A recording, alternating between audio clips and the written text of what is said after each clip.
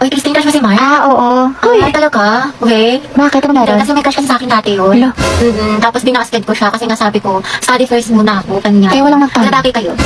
Eh, kaya naman nakatingin sa akin nila ako sa kabilang table. Saan? Ayun o. Hindi naman, imahinasyon mo lang yan. Ay, taantangan niya ako eh. Ako ba sa Kaya kanila? nabuang na siya.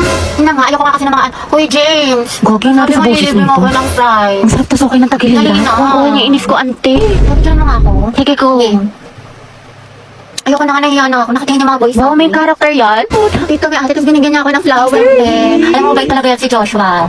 Maliligaw ko yan eh. Yun na naman siya. Dati. Kaya Tapos maka yung mga ano niya, yung mga tropa niya, may gusto din sa akin, gano'n. Sige, te, kwento mo yan yung eh. friendship nila, kaya yun, lahat sila, tinanggihan ko. Gagi, ingging na naman. Kaya Napakagilulu. yung dumaan sa hallway na to, ang daming lalaki. Sige, doon na lang sa kabila. Hindi na, sige, okay lang pala. Kaya ako na nag-tiis eh. Bakit? Hindi, wala. Sa tuwing dumadaan kasi ako, lagi sila nag-aali, ganyan. Sabi sila bubulungan, sabi sila nakatingin sa akin, nakangiti.